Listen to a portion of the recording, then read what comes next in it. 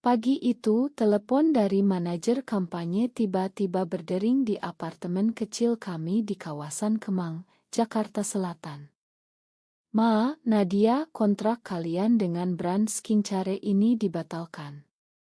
Perusahaan tidak bisa menerima pasangan seperti kalian sebagai wajah iklan mereka," kata suara di ujung sana dengan nada dingin yang menusuk tulang. Hati saya langsung hancur berkeping-keping saat saya menatap Sari, pasangan saya yang duduk di sofa sambil memegang cangkir kopi, wajahnya pucat pasi dan matanya berkaca-kaca. Kami berdua sudah bekerja keras selama 6 bulan untuk kampanye besar ini, oto-oto kami berdua sebagai pasangan modern yang inspiratif sudah siap tayang di televisi nasional dan media sosial. Tapi sekarang, semuanya lenyap hanya karena seseorang di perusahaan itu entah bagaimana tahu bahwa kami bukan sekadar teman dekat, melainkan pasangan perempuan yang saling mencintai. Keesokan harinya, segalanya berubah seperti mimpi buruk yang tiba-tiba jadi mimpi indah. Email dari perusahaan rial besar, salah satu brand kosmetik internasional yang baru masuk ke Indonesia, masuk ke inbox saya tepat pukul 9 pagi. "Kami ingin mengundang Anda berdua, Nadia dan Sari, menjadi duta global kami. Kesempatan ini akan membawa nama kalian ke seluruh dunia, dengan kontrak yang jauh lebih besar dari sebelumnya." Kami berdua saling pandang di meja makan, antara senang dan bingung yang luar biasa. Sari memeluk saya erat, bisikannya penuh harap, "Mungkin ini tanda, Nad. Mungkin Tuhan sedang memberi kita jalan lain." Tapi di balik pelukannya yang hangat, saya merasakan gelombang ketakutan yang sama. Bagaimana mungkin dunia luar begitu cepat menerima kami, sementara di dalam negeri sendiri, kami masih harus menyembunyikan segalanya. Malam harinya, saat kami duduk di balkon kecil apartemen sambil melihat lampu-lampu kota yang berkelap-kelip, saya mulai merenung. Keluarga saya di kampung halaman Bogor belum tahu apa-apa. Ayah saya, seorang ustadz kecil di masjid desa, selalu mengajarkan bahwa pernikahan hanya antara laki-laki dan perempuan, sesuai ajaran agama yang kami anut sejak kecil. Ibu saya, dengan kelembutannya, pasti akan menangis kalau tahu anak perempuannya yang dulu rajin salat sekarang hidup bersama seorang wanita. Saya merasa dada saya sesak. Apakah cinta kami ini dosa besar? Apakah saya sudah mengecewakan orang tua yang selama ini berkorban demi pendidikan saya? Sari memegang tangan saya, suaranya lembut, "Kita tidak salah, Nad. Cinta tidak pernah salah." Tapi kata-katanya belum cukup menenangkan badai di hati saya. Pagi berikutnya, kami memutuskan untuk bertemu dengan tim dari perusahaan rial itu di sebuah cafe mewah di Sudirman. Mereka langsung menawarkan kontrak, otosesi di Paris dan New York, bahkan kampanye di Timur Tengah. Manajer mereka, seorang wanita karir berusia 40-an bernama Burina, tersenyum lebar. "Kami melihat kalian sebagai simbol keberanian dan keaslian. Di era sekarang, brand kami ingin mendukung diversity." Sari tersenyum bahagia, tapi saya hanya bisa mengangguk pelan. Di dalam hati, saya bertanya-tanya, apakah keberanian ini akan menghancurkan keluarga saya? Kami pulang dengan hati campur aduk, kontrak sudah ditandatangani, tapi bayangan masa depan terasa semakin berat. Malam itu, telepon dari ibu saya berdering. "Nadia, kapan pulang ke Bogor? Ayah kangen," katanya ada acara keluarga besar. Saya berbohong lagi, seperti biasa, "Sebentar lagi, Bu. Kerja lagi sibuk." Saat menutup telepon, air mata saya jatuh tanpa bisa dicegah. Sari memeluk saya dari belakang. Kita harus cerita suatu saat, Nad. Kita tidak bisa lari selamanya. Kata-katanya benar, tapi saya belum siap. Konflik di dalam diri saya mulai tumbuh, seperti benih yang lambat laun akan meledak. 2 minggu kemudian, kampanye baru kami mulai tayang di media sosial. Oto-oto kami berdua tersenyum bahagia di lokasi syuting mewah langsung mendapat ribuan like. Tapi di balik layar, badai mulai mendekat. Seorang sepupu jauh saya yang tinggal di Jakarta melihat postingan itu dan langsung menelepon ibu saya. Malam harinya, telepon rumah orang tua saya berdering tanpa henti. Ayah saya yang biasanya tenang, suaranya gemetar penuh amarah saat saya angkat. Nadia, apa yang kamu lakukan? Orang-orang di masjid sudah bicara. Kamu hidup dengan perempuan. Kamu ingkar ajaran Allah. Saya terdiam, tangan saya dingin. Sari duduk di sebelah saya, memegang bahu saya erat. Keesokan paginya, kami memutuskan pulang ke Bogor. Perjalanan 1 jam itu terasa seperti perjalanan ke pengadilan. Di rumah orang tua, suasana dingin seperti es. Ibu saya menangis di ruang tamu, ayah saya duduk di kursi dengan Al-Quran di pangkuan. Kamu tahu ini haram, Nak. Ini ujian dari setan. Kamu harus bertobat, pisah dari perempuan itu. Kata-kata ayah menusuk hati saya. Saya mencoba menjelaskan, ayah, saya mencintai Sari. Ini bukan pilihan, ini siapa diri saya. Tapi ayah hanya menggeleng, cinta yang benar adalah yang sesuai sunnah Nabi. Kamu sedang menyesatkan diri sendiri. Sari, yang ikut serta meski saya larang, berdiri di samping saya dengan suara pelan tapi tegas. Pak, saya juga Muslim. Saya salat, saya puasa. Cinta saya kepada Nadia tidak mengurangi iman saya. Ibu saya menatap Sari dengan campuran kasihan dan marah. Kamu merusak anak saya. Keluarga kami terpandang di kampung. Bagaimana kami hadapi tetangga? Perdebatan berlangsung hingga larut malam. Saya merasa terjebak di antara dua dunia. Di satu sisi, saya ingin memeluk orang tua saya dan meminta maaf. Di sisi lain, saya tidak bisa membayangkan hidup tanpa Sari. Malam itu kami tidur di kamar tamu, tapi saya tidak bisa memejamkan mata. Dalam hati, saya bertanya pada Tuhan, kenapa Engkau ciptakan saya seperti ini kalau ini salah? Kembali ke Jakarta, tekanan semakin berat. Teman-teman lama dari kampus mulai menjauh. Salah satu sahabat saya, Rina, menelepon dan berkata, Nad, aku sayang kamu, tapi keluargaku tidak setuju kalau aku masih dekat dengan kamu. Maya. Kata-kata itu seperti tamparan. Sari juga menghadapi hal serupa dari keluarganya di Surabaya. Ibunya mengirim pesan panjang tentang dosa besar dan api neraka.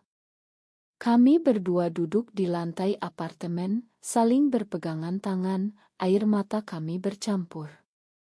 Kita kuat, Nad, bisik Sari. Tapi kekuatan itu mulai goyah. Di tengah semua itu, pekerjaan sebagai duta brand justru semakin sukses. Kami diundang ke acara besar di Bali. Di sana kami bertemu dengan komunitas kecil yang mendukung kami. Seorang aktivis bernama Bulina mengajak kami bicara. Kalian bukan yang pertama. Banyak yang mengalami ini. Tapi kalian harus pilih, hidup dalam kebohongan atau hidup dengan harga yang harus dibayar. Kata-katanya membuat saya berpikir panjang. Apakah harga ini terlalu mahal? Kembali dari Bali, berita tentang kami sebagai pasangan duta brand mulai menyebar di media lokal. Sebuah artikel di portal berita nasional menyebut pasangan perempuan jadi wajah brand internasional. Komentar di bawah artikel penuh campur aduk. Ada yang mendukung, tapi mayoritas mengutuk. Ini penghinaan terhadap agama, tulis salah satu. Indonesia bukan tempat untuk hal seperti ini. Saya membaca komentar itu sampai larut malam, dada saya sesak. Sari mencoba menenangkan, jangan baca, Nad. Kita fokus kerja saja. Tapi bagaimana bisa? Setiap hari, telepon dari kerabat semakin banyak. Ayah saya datang ke Jakarta tanpa pemberitahuan. Ia berdiri di depan pintu apartemen kami dengan wajah lelah. Nadia, pulanglah. Ibu sakit karena memikirkan kamu. Saya mempersilakan ayah masuk. Sari keluar memberikan kami ruang. Ayah duduk di sofa, suaranya pelan tapi penuh kepedihan. Kamu anak satu-satunya. Warisan aku yang paling berharga. Jangan rusak semuanya karena nafsu sesaat.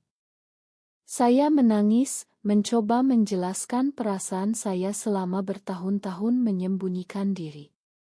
Ayah, saya sudah berusaha berubah. Saya salat lebih rajin, tapi perasaan ini tidak hilang. Ayah menggeleng, ini bukan perasaan, ini cobaan. Kamu harus nikah dengan laki-laki baik-baik. Malam itu, setelah ayah pulang, Sari dan saya bertengkar untuk pertama kalinya. Kamu selalu memilih keluarga daripada aku, kata Sari dengan suara gemetar. Aku juga punya keluarga, tapi aku memilih kamu. Saya membalas, kamu tidak mengerti, Sari. Mereka membesarkan aku dengan susah payah. Perdebatan itu berakhir dengan kami tidur membelakangi satu sama lain. Keesokan harinya, kami minta maaf, tapi luka kecil sudah tercipta. Konflik dalam hati saya semakin dalam. Saya mulai meragukan pilihan saya sendiri. Apakah saya egois karena mempertahankan cinta ini? Pekerjaan kami semakin padat. Kami harus tampil di acara televisi nasional sebagai pasangan. Di belakang panggung, produser bertanya, kalian berani tampil terbuka seperti ini?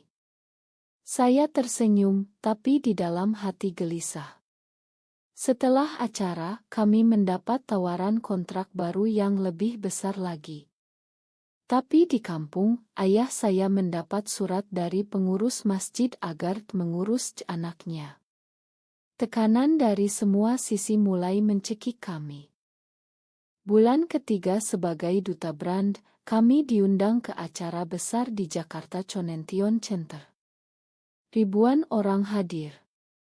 Saat kami naik panggung, sorak-sorai mendukung dan cercaan bercampur. Seorang penonton berteriak, ini dosa.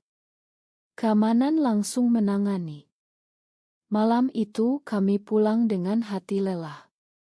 Sari mulai sering menangis diam-diam, aku capek, Nad. Mungkin kita harus sembunyi lagi. Kata-katanya membuat saya terkejut.